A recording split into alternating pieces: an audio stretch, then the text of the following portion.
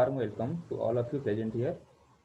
We are all here to be a part of the talk program Constructibility and Old Enigma, which will be led by Professor Parthasarathi Mukhopadhyay.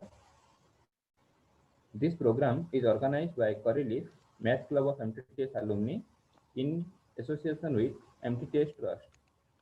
This talk is the second one. The previous one is on the pigeonhole principle, which was given by Professor Satyanarayan Reddy and which got wide appreciation and which served as a fuel for this talk program. Now I would like to invite Dr. Ajit Kumar, Professor of ICT Mumbai and one of the trust member of MTTS Trust, to say a few words to our participant.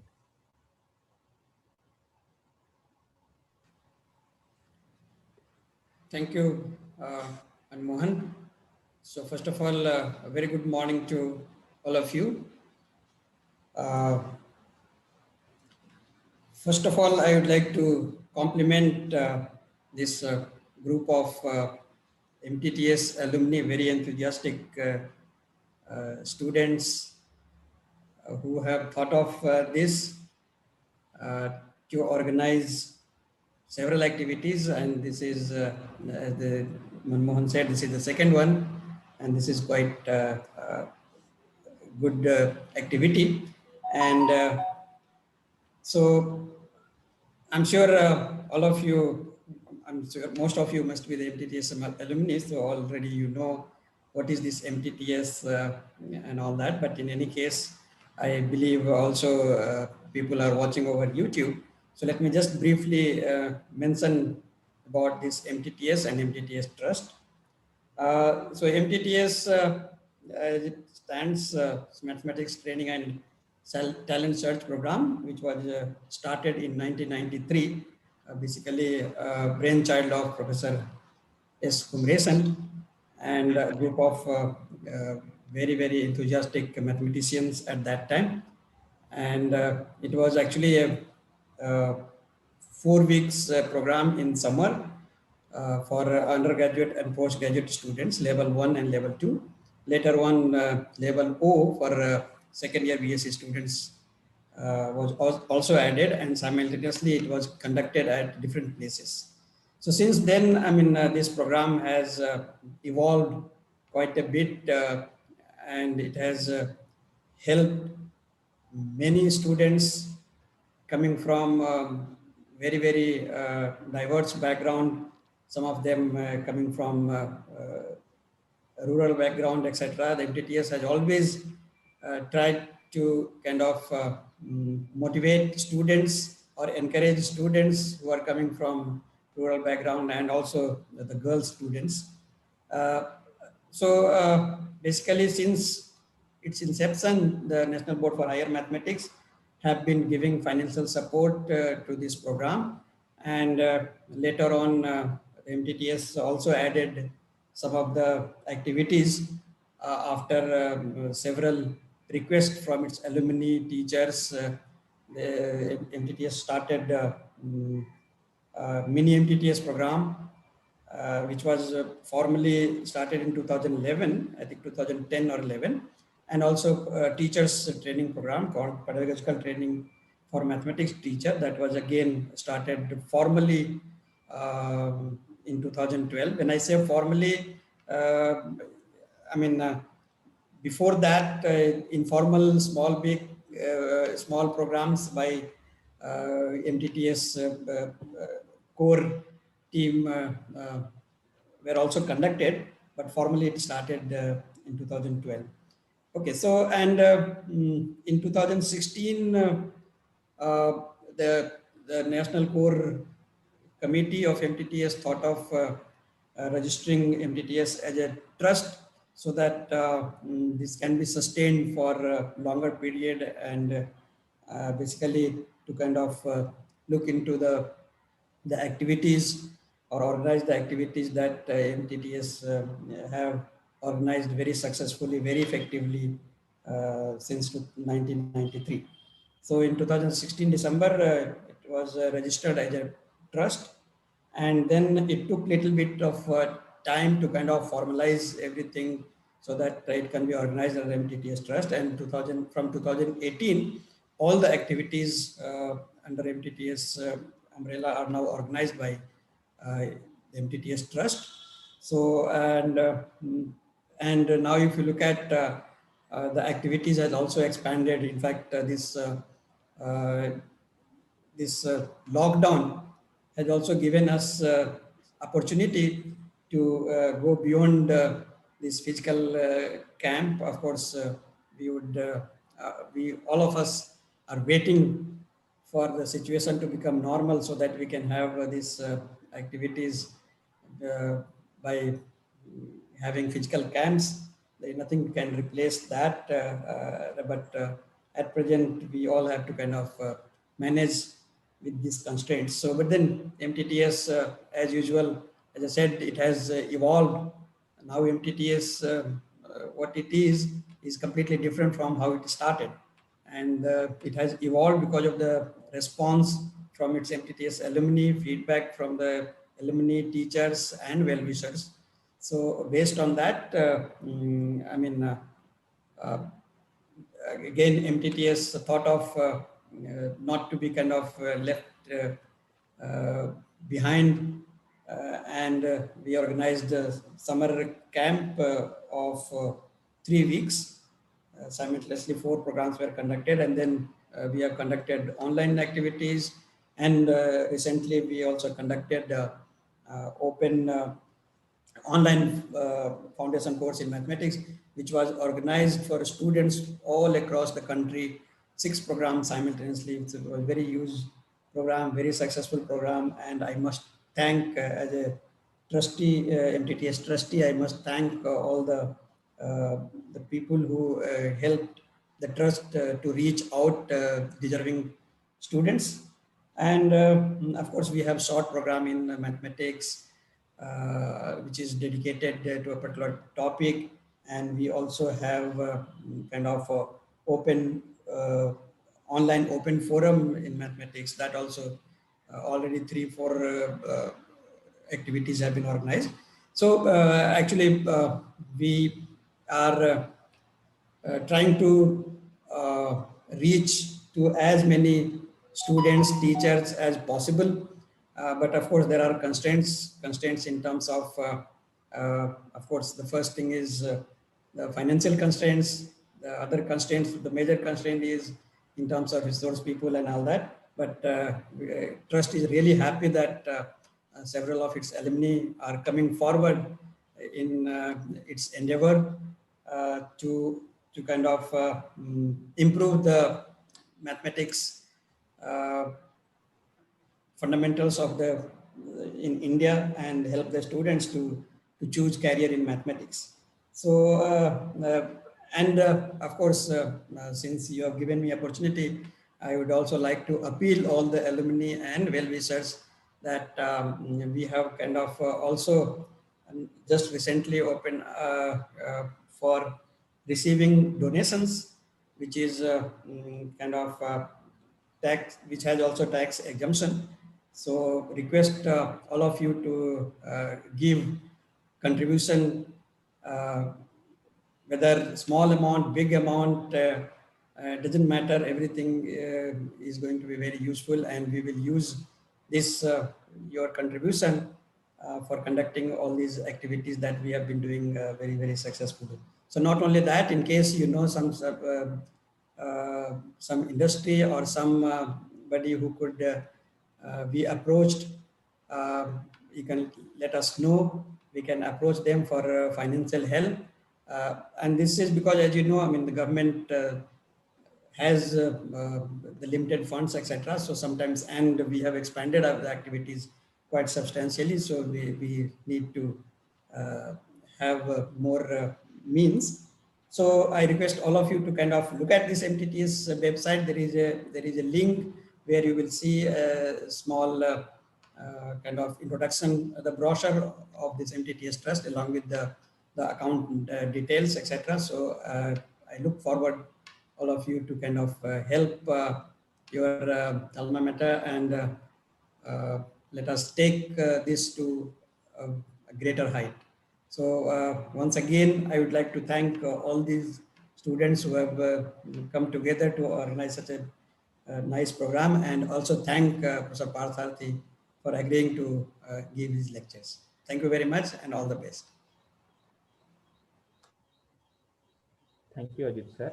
Now the participant must have got some idea about MTTS and MTTS trust, and I hope many of the alumni members can come forward to help MTTS.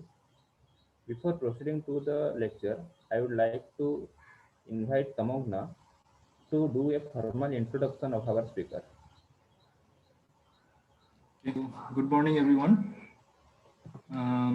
Today, our speaker, Dr. Parthasarathi Mukhopadhyay, is the associate professor in the math department of Ramakrishna Mission Residential College, Narendrapur in Kolkata.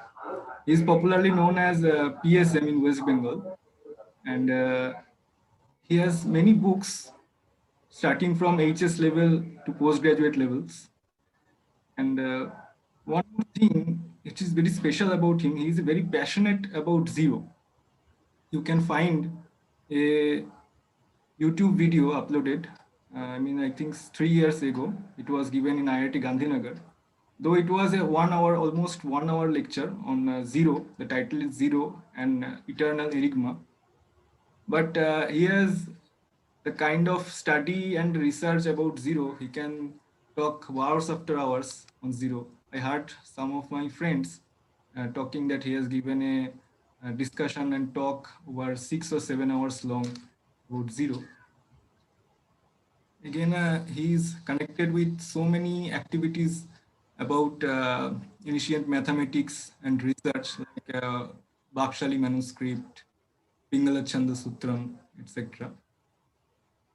Now, we all know about the book The Man Who Knew Infinity by Robert Kenigal, and he has translated it into Bengali, and the name of the book is Ontohin and Ontorjami in Bengali. So Ontohin in Bengali, Ontohin means endless, and Ontorjami means someone who knew his implicit form. Knew the inner meanings of that. So it's called Ontohin and Ontorjami. You can see also that book releasing ceremony. PSM is there, Amurtha Sen and Raghunathan sir is there, MS Raghunathan sir. It was a book releasing ceremony. And one more thing, which is very recent, I think, there is a nice article in bhavna.org.in. It says, Lasting Legacy of Ramanujan, Transcending the Canvas of Kenigal. It was also done by PSM sir. So you can have a look at that. And one more thing I want to say, that without saying this, introduction will not be complete, that PSM is a wonderful storyteller. With his storytelling capability, he can translate the whole environment while starting his lecture. And we have enjoyed a lot his lecture. Let us see what it happens in online mode. So with no more further delay, we want.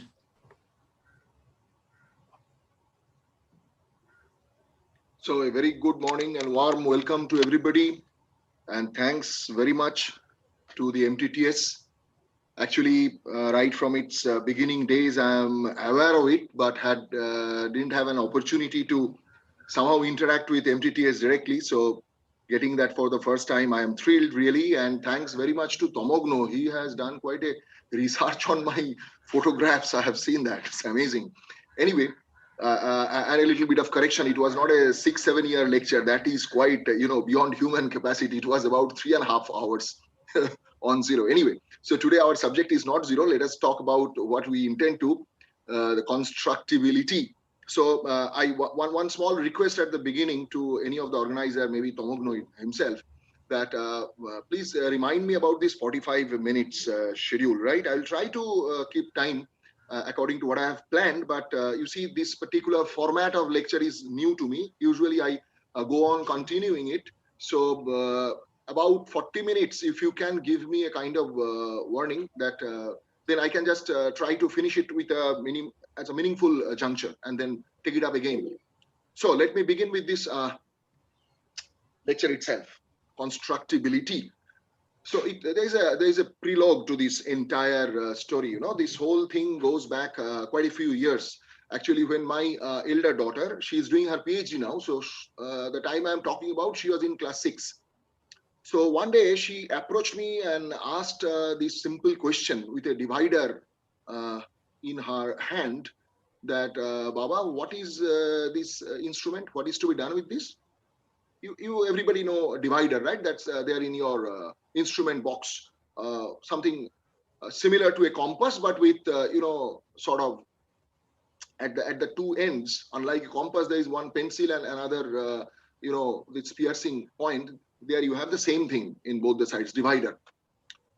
So I just told her what I knew from my school days, never actually have bothered about it, that this is used for measuring something, not in terms of the length, but replicating it somewhere.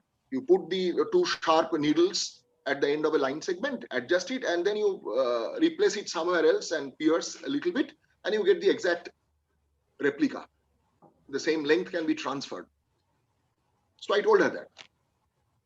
Apparently she went back, and then within few minutes she came back and asked me what actually motivated this whole lecture. She asked me, Baba, but that can be done by the compass also, with a pencil fitted properly. The same thing can be done by a compass. I said, yes, of course. Then why this divider? That was her question. And I was really a bit taken aback.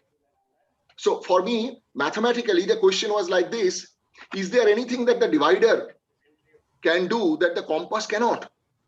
Well, apparently the answer was no. Then I asked myself, have I ever used a divider in my whole life, right from the student days? The answer was a big and emphatic no.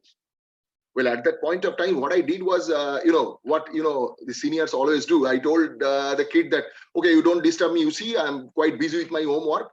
You just go and ask your mama. But the question never left my mind. So I started digging up things. I told many friends this simple question: have you ever used a divider actually in your life? Almost everybody said no. Anything can be done by divider, I do it by compass. Why then why is there a divider? So I started digging the history of this thing. What are these geometrical objects? What are these geometrical instruments? And of course, this instrument goes back to ancient Greece, the Greek geometers, this idea of this kind of compass and etc. So what I found there was very interesting, and that will frame the first part of this lecture today, right? So I found this kind of very interesting pictures here and there, the pictures of drawing geometry in the ancient school of Athens. So it shows the enchantment of these people with geometry in till this 16th, 17th century. You see so many peculiar kind of drawing instruments, as you can see in these pictures. And then this is a collection of, I don't know whether you will accept to call them compasses, but they are called compasses.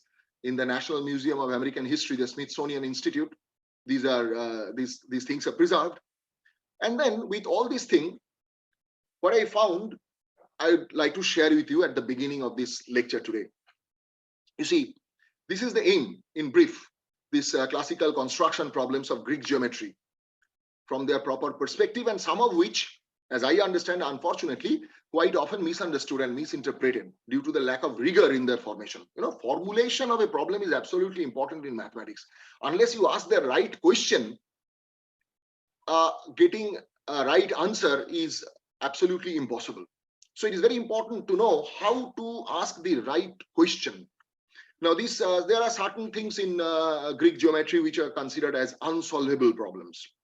So we will see in what perspective they are unsolvable and how actually we can solve them whenever possible using this.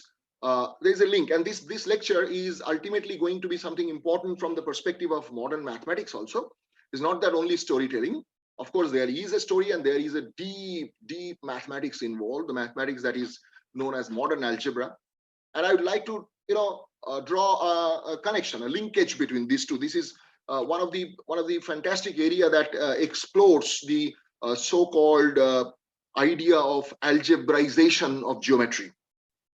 We'll try to see in the coming hour or the next day that whatever we try to achieve geometrically and apparently fail, I can translate that problem into algebra, in the language of algebra, and then resolve the question of the possibility of attaining the solution or not.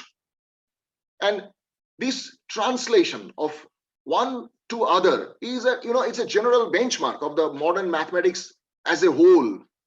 Whatever a problem you have in one particular branch, maybe it is in number theory, then you go to some sort of automorphic forms and you get things connected, and Fermat's last theorem was solved. So this translation from one branch to the other, this is one of the classical example.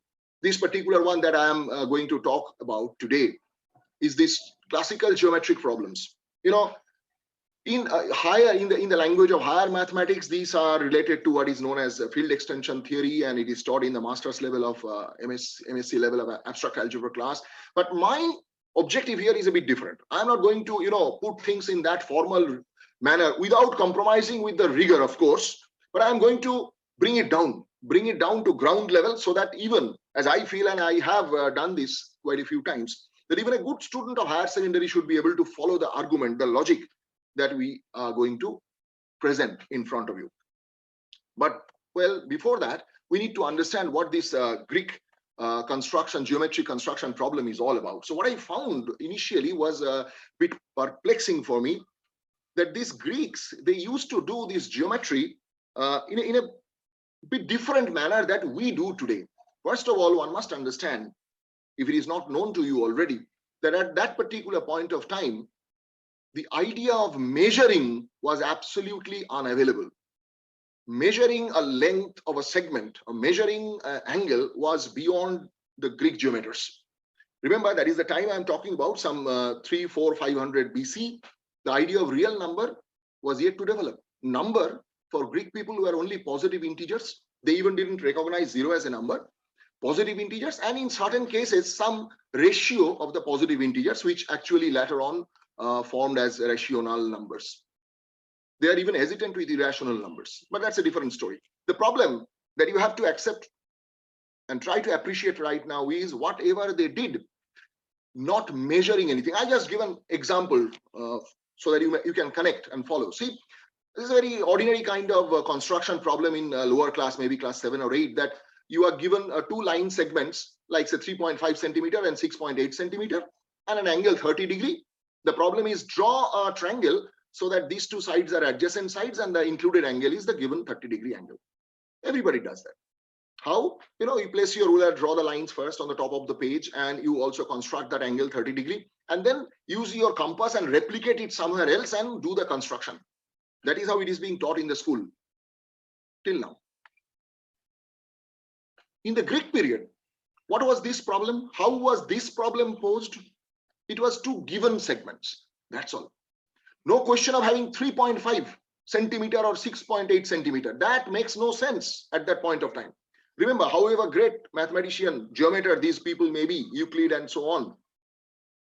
So you cannot go and ask that you draw a line segment of 3.2 centimeter. That is a meaningless statement for them. So how did they do this particular problem?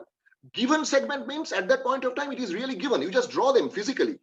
No question of length. Draw them on the surface where the drawing has to be done.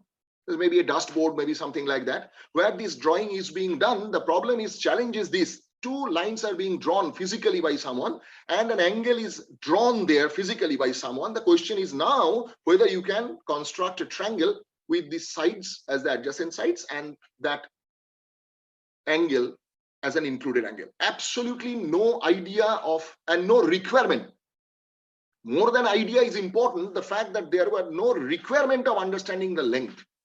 That is how the entire geometry was done. The whole Euclidean geometry that we read today is a complete transformation of approach. Remember, this ancient Greek approach of geometry, the Euclidean geometry, the actual Euclidean geometry is called synthetic geometry. The approach is called a synthetic approach. In contrast with how we do today is called metric approach. This is by mostly done by G.D. Birkhoff. This is quite recent compared to this ancient time of actual origin of Greek geometry. What is the difference? In metric approach, we don't distinguish between a segment and its length. I give you an example. Radius of a circle. You say a circle with radius 5 centimeter. So what is radius? Have you ever given it a thought?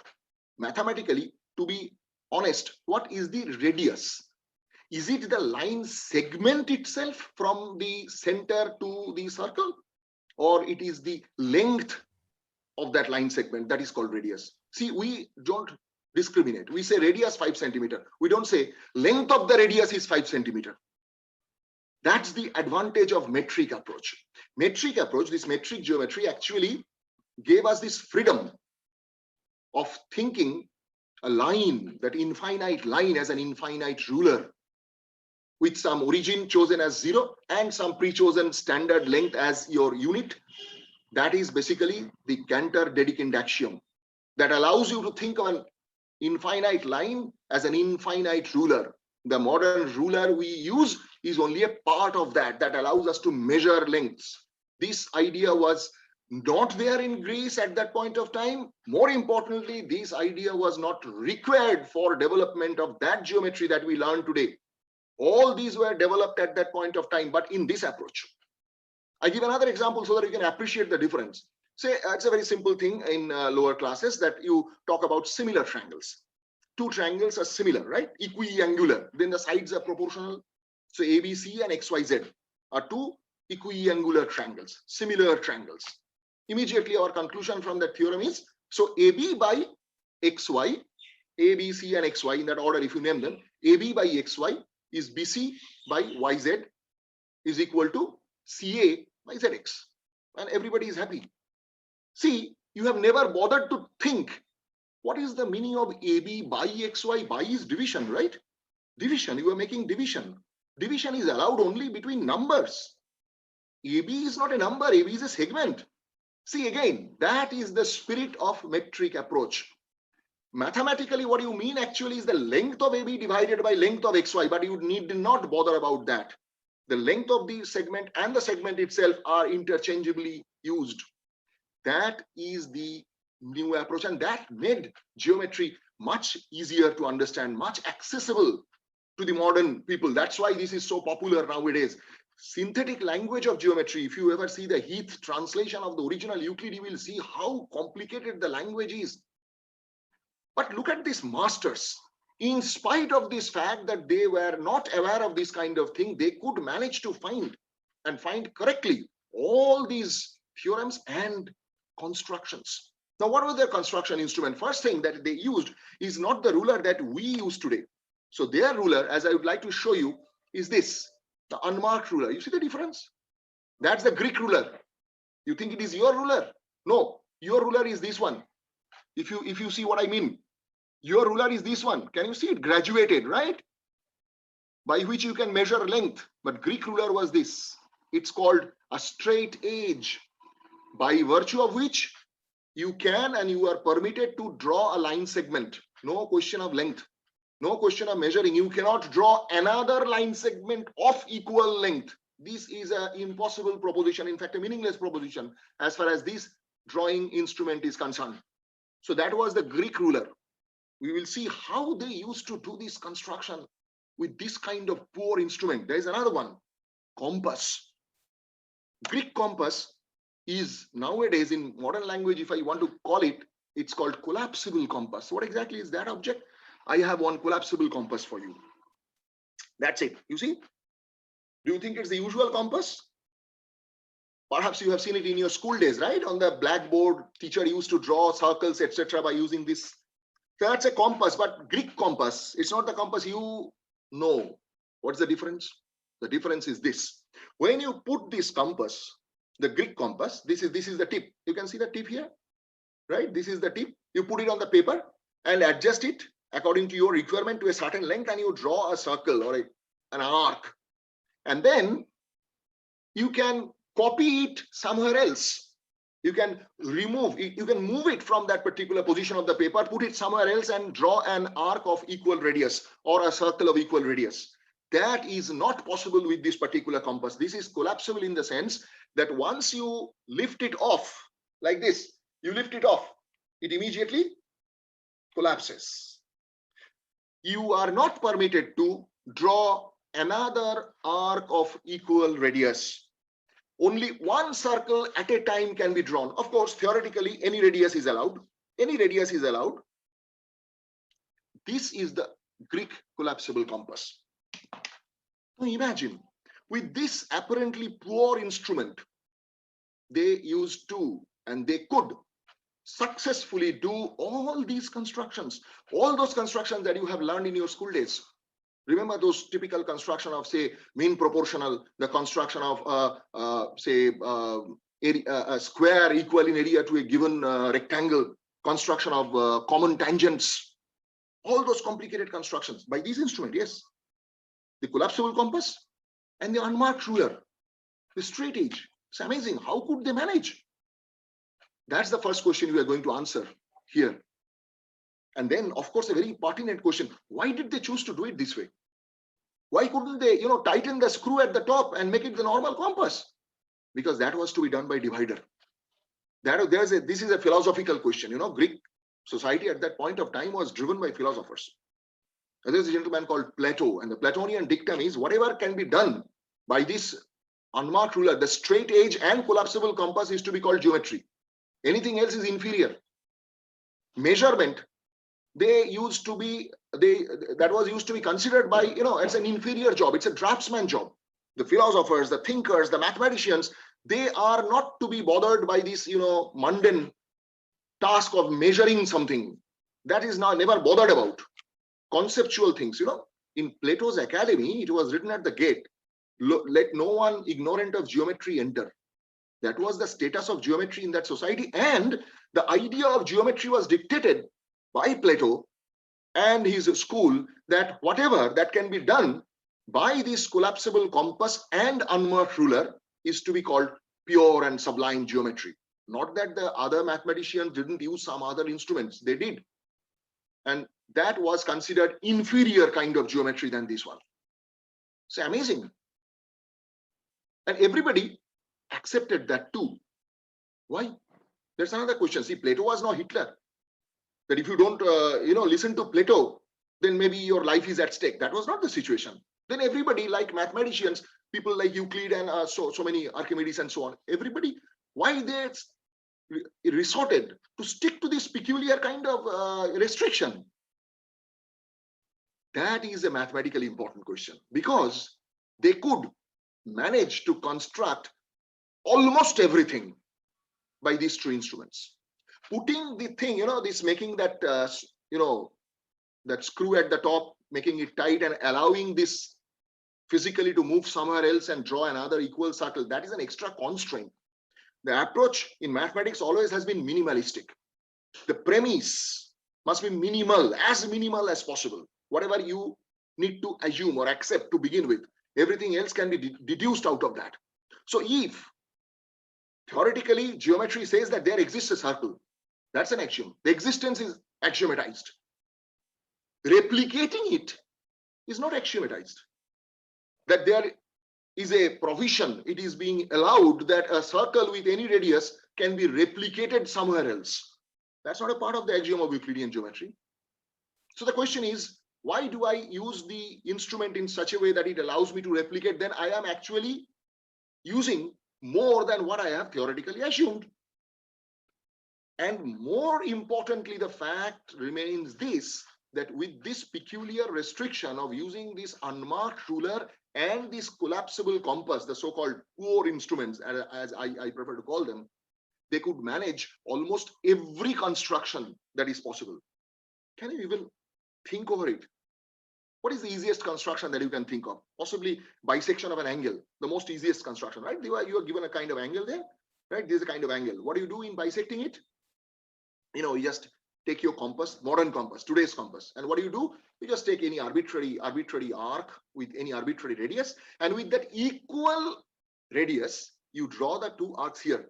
It's more than half, right? Equal radius now. There's a gap.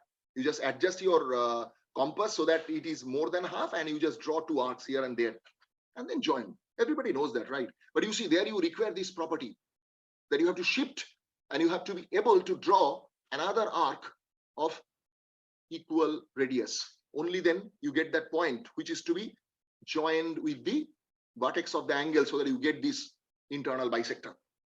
So with this poor instrument, even this simple construction seems impossible. So how could they do it? That is going to be the first part of lecture today. It's called compass equivalent theorem. We'll show that what this modern compass can do. The modern compass actually is an amalgamation of what they used to call a divider and a compass.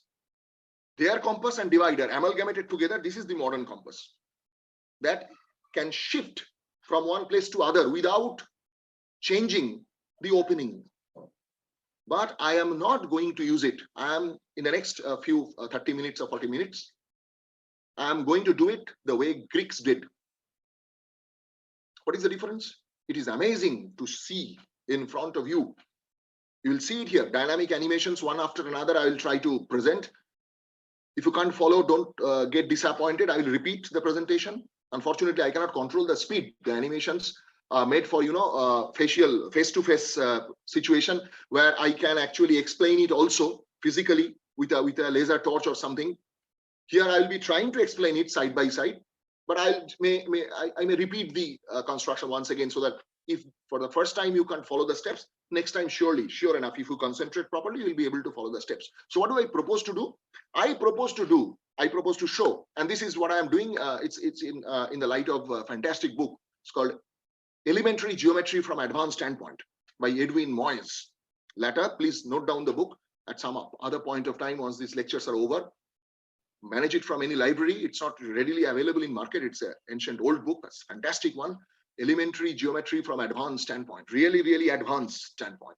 And there I have found all these detailed constructions. It's a reference to there also in What is Mathematics, the fantastic book of Courant and Robbins, but this is more explicit. The one in Moyes is more explicit. So, okay. So what I propose, what Moyes did is to show what is called compass equivalent theorem, that what I can do by the modern compass in one step. So suppose there is a segment AB. So I just adjust my compass, put the needle at A and the pencil end at B, and I replicate it somewhere else. Maybe there is another line segment. I just mark off a segment equal to AB on that. That I can do in one single step.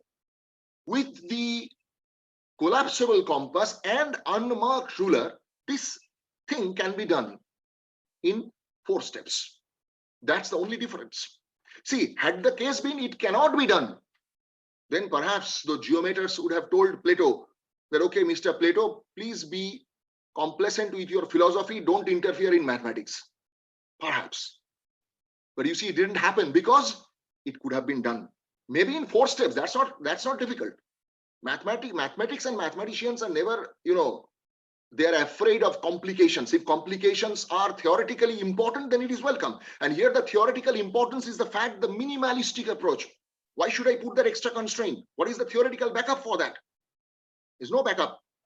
In the axioms of Euclidean geometry, the 3rd axiom only, the 4th one only tells that there exists a circle. So drawing one circle is axiomatized with any center and any radius. Replicating it somewhere else is not a part of axiom. Then you have to have a proof that that can be done actually. And this approach doesn't require it. Using this collapsible compass and unmarked ruler, I can achieve only in 4 steps. So let me now explain you those 4 steps. So this is the scheme to achieve the divider. That's what I want to put it this way, that I want to achieve the divider by this collapsible compass and unmarked ruler. Clear? So these are the steps. This construction I will show you one by one. And remember, all my friends on the other side of the screen, that every time you are actually watching these dynamic constructions, keep in your mind that these are being done by the collapsible compass. If you find that something is being done which is not possible by collapsible compass, then you must ask me about that question at the end of the lecture. And I'll show you, I'll explain you, right? Construction of a perpendicular bisector of a given segment. Bisect a given segment to construct a perpendicular to a given line through a given point on it. And then given 3 points PQR to construct a rectangle PQST such that this PT is equal to PR. And finally, given a segment PQ and a ray AB to construct a point C on AB such that AC equal to PQ. So before I get into all these constructions step by step, and I repeat, all these constructions are going to be done by the collapsible compass that allows the drawing of a circle only once at a time. Once I lift it off, it changes. I cannot propose to draw another circle of same radius by that instrument. Keeping that restriction in your mind, you should check these constructions that I'm going to show you. But before that, look at number 5, E, the last one. See, that is what I mean when I say I achieve the divider, because this can be done in one step. Once you use the modern compass, which is an amalgamation of a divider and a collapsible compass, that means here it doesn't collapse. And in that case, this 5th and final step, that's what we always do. PQ is a segment. There is another line, AB or a ray AB. So what I do, I adjust my compass on PQ and just I lift it off and put one spike at A and mark off C on AB. That is, I transfer the length PQ to AB as AC. So AC equals to PQ. That's what we ordinarily do here. I will do that. I'll do the same. But in this 1, 2, 3, 4, 5 steps, the 5th step will do the same thing. That's the difference. And this theorem, these 5 constructions are actually a nested kind of construction. One input in the other, one is included in the other. So it is, broken step by step so that it's easy to follow. If I put them all together, it'll be very complicated, clumsy looking thing. It'll be difficult for you to track. That's how it is split step by step. So now you see the first one, the construct a perpendicular bisector at a given point. And mind you, this is being done by these poor instruments. So look at the screen carefully. So this is the arbitrary line segment, P and Q 2 points. With P as center, PQ radius, you draw the first circle. Then Q as center, PQ as radius, you draw the second circle. And then you join these lines by the straight edge. Is it clear? I repeat. If it thinks you think it's fast, I repeat. Look here, P and Q, 2 distinct points. You join them. With P as center, PQ radius, Q as center, PQ radius. Independently you can draw. And once you draw them, the point of intersection give you the points which can be joined by this blue line, and the blue line is definitely perpendicular on the red. So that's a perpendicular bisector constructed by collapsible compass and unmarked ruler. Is it okay? Can I go to the second step now? Is it okay? Are you convinced that it can be done by the collapsible compass? No harm? Yes, sir. With center, yes. Radius, you draw one, and then you lift off. Let that go. And then you adjust again Q as center and PQ radius, and you draw it again. So you get this R and S, the 2 points. Join them. No need of any length. Clear, done. Go to the second step. What is the second step? Drawing of a perpendicular at a point on a line. So now, this is a point given on a line, and draw a circle of arbitrary radius. Then repeat step 1. Once you draw the small circle, you get the 2-point PQ. Then just repeat step 1. That's what I mean when I say it's a nested construction. And you get the perpendicular at a point on a line. Maybe I repeat it once again. So if you have understood 1, 2 is just using 1. That's a new step. First, the drawing of any circle of any radius, and rest is exactly same as the step 1. Clear? And there you see the perpendicular at the point X on the line by collapsible compass and straight edge. Step 3. Step 3 now, a bit more complicated than the 2 previous steps. Be careful. Be attentive. 3 points PQ are arbitrary, given. You want to construct a rectangle PQST with PT equals to PR. So I'll just talk about step 1, step 2 like that. So these are 3 arbitrary points. Join them by the straight edge. And then this is step 2 at Q. Step 2 at P. And then you draw the circle with P as center, PR and radius, and you get the point T. Step 2 at T. And that's how you get this. The rectangle PQST with the required condition. I repeat. Be attentive. PQST with PT equals to PR. PT equals to PR. See the PR length. The length of PR is being transferred somewhere else. So step 2 at Q, that is allowed. Step 2 at P, I'm not showing all those circles, that will be clumsy. And once I do that step 2 at P, I get this circle drawn. I get the point T. And then step 2 at T, that gives me the whole thing. Once again, I think.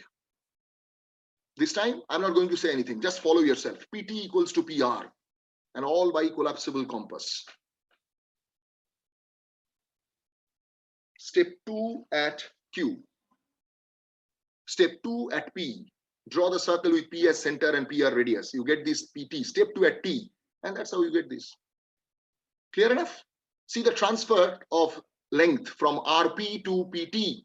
The blue length is transferred to the left. Clear? Go to the last step. The final step of achieving the divider. So given a segment PQ and a ray AB to construct a point C such that this happens. And once this is achieved, divider is achieved. So QP, I just want to have a point C there. And that's what I do, step 3. With QP and A, I just apply step 3. And it is simple. And it's marvelous that QP is transferred to AC. Well, my modern machine can do it in 1 step. Fine, but they could have done it in 5 steps. They could have done it. That's the most important thing. Even the collapsible compass is competent enough to do this construction. So why bother to tighten up? Why bother to use something that is not in your axiom? That was the spirit. So QP. And then you just QP and A are the 3 points. You apply step 3 with this QPA. Sure enough, by the step 3, you can have this construction where this length of QP, I repeat for the last time, from my end, if you require more, tell me. So step 3 with QP and A. And this rectangle is constructed where QP is equals to PU. So of course, PU equals to AT. And then with A as the center, AT as the radius, you draw the circle and you get the point C there. So the length QP is transferred to the ray AB. AC is cut off with QP. I hope that is quite clear now. That's it. So that's called compass equivalent theorem. And as I told you, with these restrictions in vogue, Greek mathematicians could manage to construct almost every constructions they wanted to construct. Almost, but not all. These are the only 4 exceptions that they could not manage with these restrictions on. Only 4. See, had the number been 40 maybe, or 400, then absolutely clear they would have never bothered to restrict their construction ability to these poor instruments. They would have rebelled. But since almost every construction, and so very complicated constructions, even those could have been attained. See, once this divider thing, the mathematical spirit of divider is achieved by this collapsible compass, for the time being, henceforth in our discussion, I can simply overlook collapsibility. Mathematically, it makes no difference whether I do it by a collapsible compass or a modern compass. Only this thing is 4 steps or 1 steps. It can be done. So, okay, we prefer to do it in 1 step. That's all. It can be done. But straight edge is to be maintained. We are not going to measure anything. No length. No measurement of length. Straight edge and a modern compass. So let us use these 2 now. Because collapsibility is equivalent if I use the modern compass. Only 1 step or 4 steps. That's the difference. So let us, in our present day language, try to appreciate that. What about these 4 problems? See, these 4 problems seem to be so simple looking, so elementary looking, that generations of geometers in Greece and then in modern Europe for a long period of time, mathematicians believed that somehow or other this also could be managed. Because they are so simple. I mean, so elegant constructions, so difficult constructions could have been managed by those poor instruments. So what about trisecting an angle? You know, bisection and any other, sections, so many sections of line segment in any section, n section is possible. You see, in your school level syllabus, there was a bisection of angle. Then in college or university, never ever you had in your syllabus trisection of an angle. Why? This is a classical problem of Greek geometry. What about, and this goes by just saying that angle cannot be trisected. Some says angle trisection is impossible. It is said. And that's what I would like to tell you for a very important mathematical perspective. I have begun with this statement that a proper formulation of the problem is absolutely important. This is a wrong statement to say that angle cannot be trisected. This is only half truth. And it's equally bad. In fact, worse than a lie. Angle certainly can be trisected. So what is the correct statement? The correct statement is angle cannot be trisected by ruler and compass construction. Ruler means that unmarked ruler. Compass, okay, now I can take it to be any compass whatsoever. I'm not bothering about collapsibility anymore. So unmarked ruler and compass cannot trisect an angle. That should be the correct statement. But you know what happened? Mathematicians, they are, they have this bad habit of telling half truth always. They think what they say it's understood by everybody else, and that everybody may be in the mathematical community. But beyond mathematical community, when ordinary people come to listen to this kind of simple statement, they get charged, because mathematics is something everybody craves for. Maybe it's not the game for everybody. It's not a ball game for everybody. That's true for every subject whatsoever. I cannot write poetry. I cannot draw pictures. But there are people who can do it. Fantastic. They may not be able to do mathematics, but for somehow or other reason in the society forever, there was a kind of illusion. There's a kind of aura for the people who can do mathematics. Even today, you see, you have surely had this experience of coming back from your school exam, and any Tom, Dick, Harry, anybody in your neighborhood, everybody will ask you, how was the maths paper? See, as if getting good marks in maths paper is equated with a good student, which is silly. Unfortunately, this prevails in the society everywhere. That's how what happens. People who are not very competent with mathematics, they started feeling, once they come to know about such simple statements, that angle cannot be trisected. Okay, let me try. Maybe I can do it. Those mathematician people, they can't see things because they are so sitting on the top echelon. So maybe I'll be able to do it. So people, enthusiasts everywhere, started doing various kind of proofs, quote unquote, proofs, without understanding the actual essence of the problem.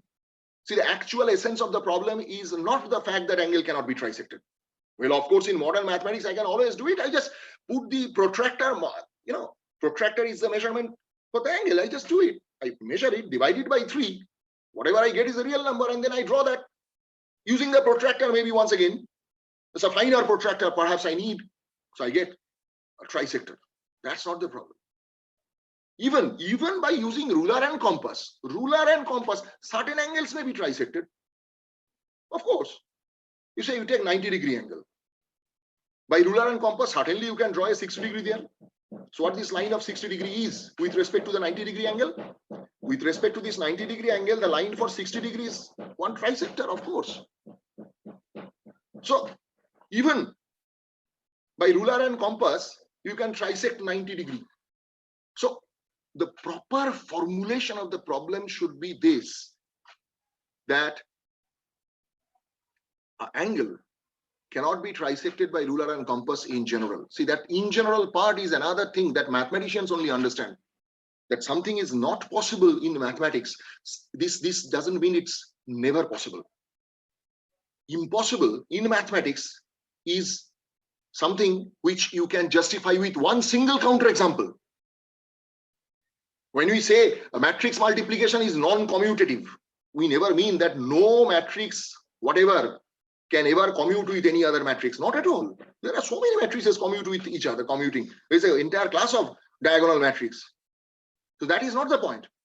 So what is the statement? You must understand it from the proper perspective, that in mathematics something is true, means it's affirmative, means you need a proof without exception. Even a single exception can make the statement false, and we say it's not possible. Not possible is not to be understood as never possible.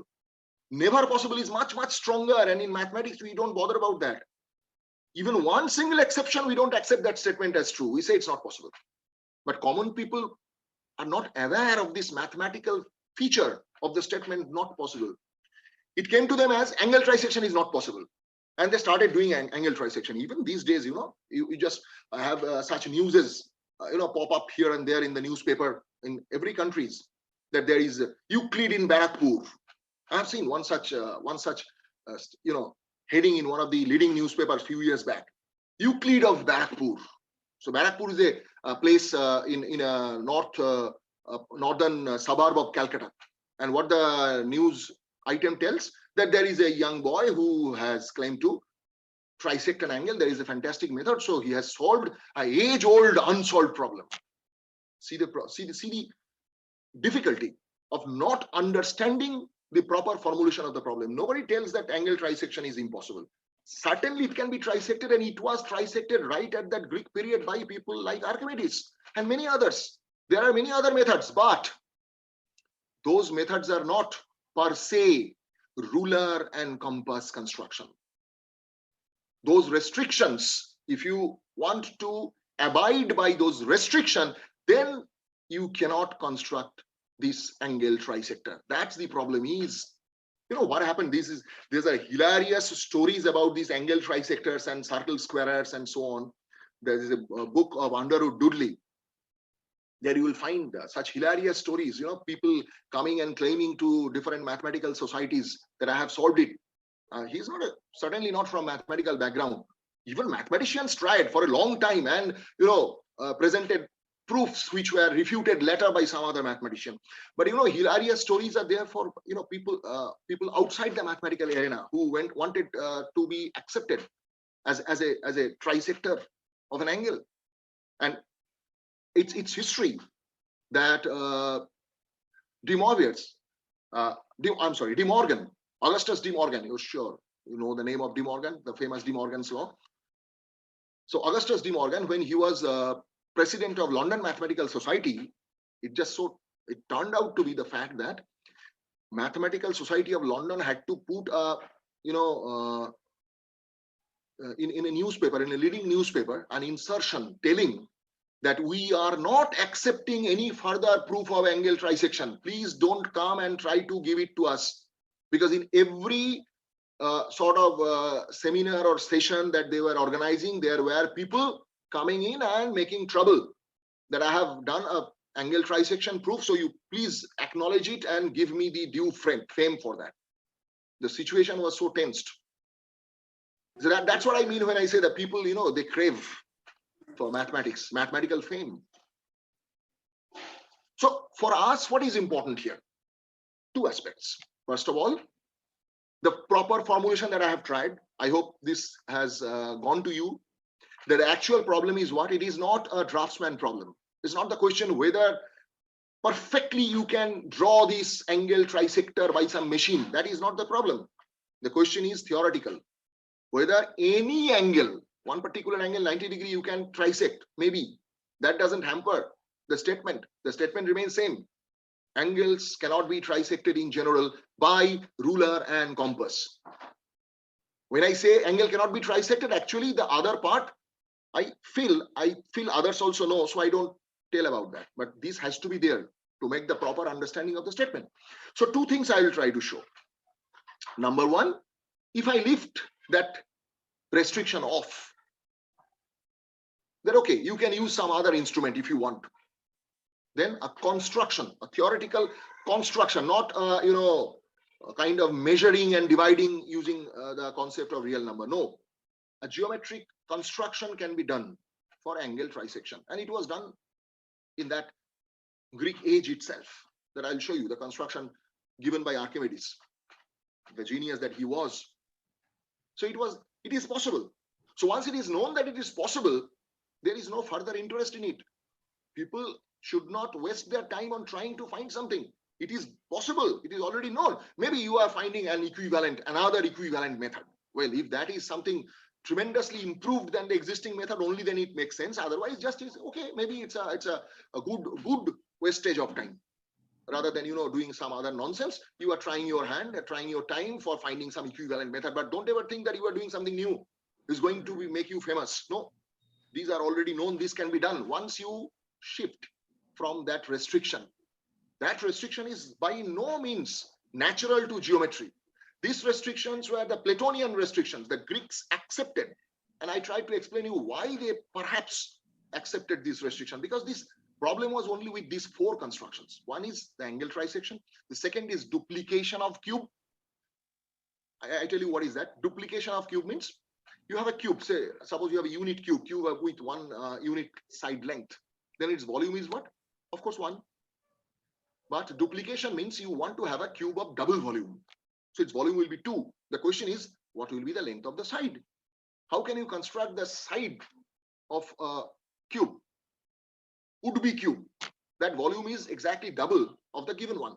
To make it simple, suppose the given one is with 1 unit side length. So the volume is 1 cubic unit. You want it to be 2 cubic unit. So if the side length is x, that leads to x cube equals to 2. So you are actually trying to construct the length cube root of 2 by your ruler and compass. The question is whether it's possible or not. Clear? Say this problem also has a story, has a history. It's called Delian problem. The problem of Delian. Yes, my friend. Anybody telling anything? Yes, sir. It is 11:30. Okay. So I'll take 2-3 more minutes and continue from that. Just Yes, let me tell you the 2-3 points more. So duplication of cube. There is a story about that. Let us not get into that. The problem is mathematically this.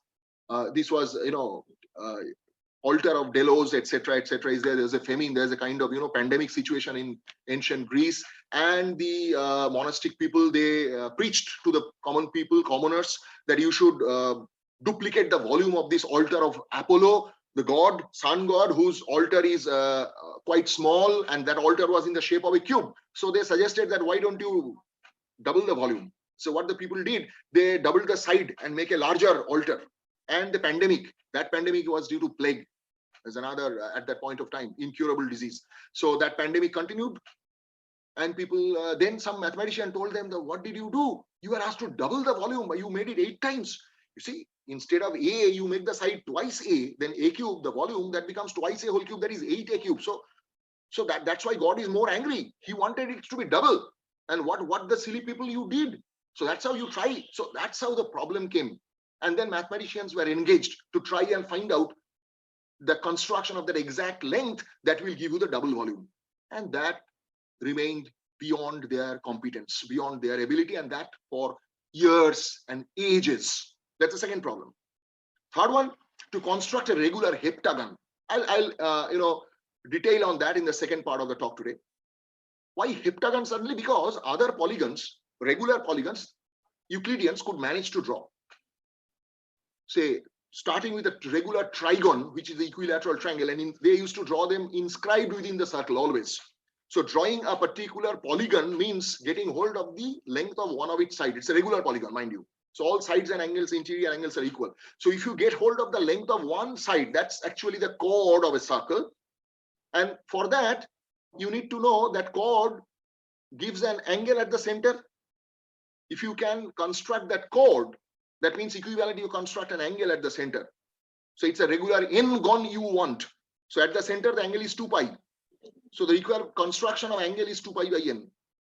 So once angle 2 pi by n can be constructed, you just extend the 2 sides, it touches the circle and you get the chord there. That's one side of the regular n-gon. So that's how n-gons were constructed at that time, always within a circle inscribed. They could do it for 3, 4, 5, 6. The first stumbling block was 7. Beyond 7, they could manage many more. I'll show you, but not 7 for a long time. So naturally, there's a perplexing question. Almost everything can be managed. Why not 7? 7 is a very simple number. So that puzzled them, but they couldn't manage 7-gon, heptagon. And finally, one more, the construct to square, having area equal to a given circle, makes things simple. Take the radius of the circle 1, then the area is pi 1 square, that's pi. You want a square to be of equal area. Square means its area will be square of its side length. So if that has to be pi, then you need to have a side length of root pi. So again, the question comes to the constructibility of root pi. Can I construct the length root pi by ruler and compass? So these were the 4 stumbling blocks. So we'll see in the next half of the lecture today that how these stumbling blocks can be confronted. How did Euclidean people, how did geometers of Greek period, ancient period, and a little bit modern period confronted with them? And then maybe in the next day, tomorrow, I'll see the other part of this construction problem to prove the impossibility. That is something absolutely new, a new paradigm in the history of mathematics at that point of time, proving something impossible. Before that, it was thing like, I can't do it. Maybe someone else can. You need more ingenious effort for that. But then came this approach, and that approach came through algebra, thanks to the genius of Gauss. So that's the second part of the lecture tomorrow. So today